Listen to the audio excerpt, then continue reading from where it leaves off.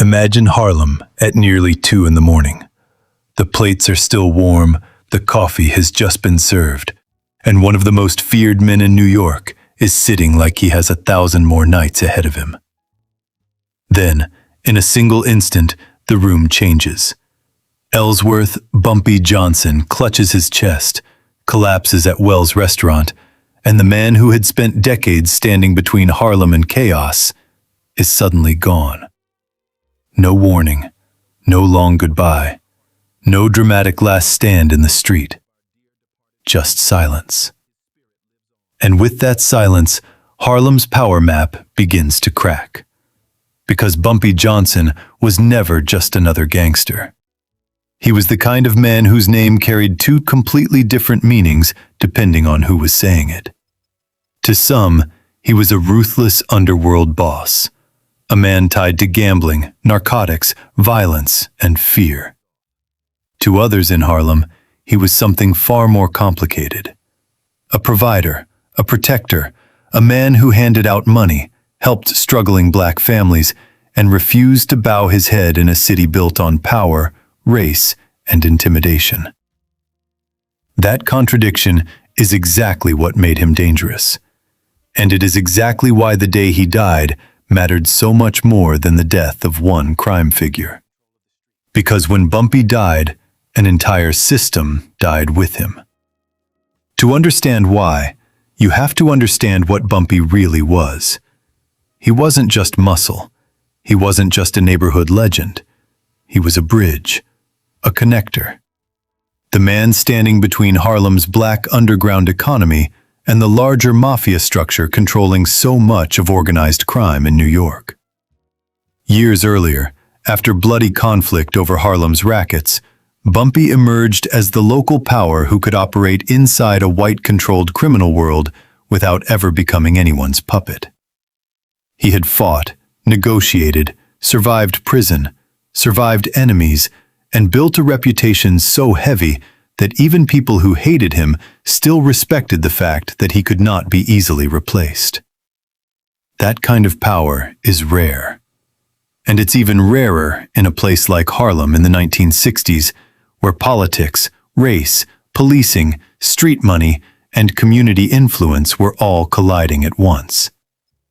Bumpy wasn't sitting in some office tower. His power lived in whispers, in loyalty, in fear, in favors, in memory, in the knowledge that if something serious was happening in Harlem, his name was somewhere in the room, whether people said it out loud or not. That's why his death felt bigger than a funeral. When the news spread that Bumpy Johnson was dead at 62 from a heart attack, people didn't react like a random criminal had fallen. Crowds came. People lined up to view the body. Mourners packed the church. Old-timers stood shoulder to shoulder with curious younger faces. The flowers stacked up. The streets filled. Police watched from rooftops. Harlem knew it wasn't just burying a man.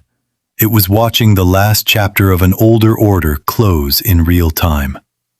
And that older order had rules. Not good rules. Not moral rules. But rules.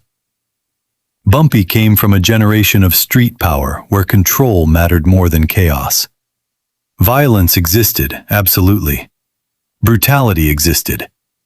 But power was often personal, territorial, structured. Names meant something. Relationships meant something. Debts were remembered. The people in the neighborhood often knew exactly who the power brokers were, even if nobody said it too loudly. Bumpy Johnson represented that old world model. The feared local boss who could talk to gangsters, politicians, hustlers, cops, businessmen, and church-connected people, all while remaining deeply rooted in Harlem's identity. So what happens when a figure like that disappears overnight? The first thing that happens is uncertainty. Who speaks now? Who collects now? Who protects now? Who punishes now? Who negotiates now? And maybe the biggest question of all, who's strong enough to stop the next ambitious man from making a move? That's where the phrase, Harlem's power changed forever, becomes real. Not because the moment was cinematic, but because power vacuums never stay empty. When a central figure dies and leaves no equal behind, the streets don't pause out of respect. They reorganize. Fast. The old balance weakens. New players test boundaries. Younger men who grew up under one regime start imagining themselves under none. What used to be controlled starts becoming contested.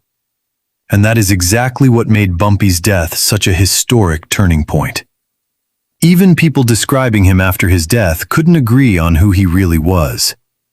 Some called him a hoodlum, a vicious operator, the disciplinary hand behind illegal activity. Others spoke about his intelligence, his poetry, his chess skill, his refusal to let the white majority run roughshod over him or Harlem. Think about how powerful that is.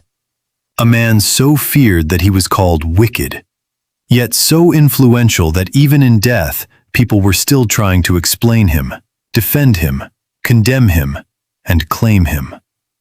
That doesn't happen with ordinary men. That happens with symbols. And Bumpy Johnson had become a symbol long before he died. He symbolized the dark side of Harlem's survival story. He symbolized criminal power wrapped in neighborhood pride. He symbolized a version of black authority that could exist in a world rigged against black communities, even if that authority came stained with blood, drugs, and moral contradiction. You didn't have to admire him to understand that he represented something larger than himself. That larger thing is what Harlem lost on the day he died. Not innocence. Harlem had already lost that long before. Not peace. There was never much peace in the world Bumpy ruled. What Harlem lost was a center of gravity. And once that center disappeared, the future belonged to a different type of power. Less old school, less rooted, less ceremonial.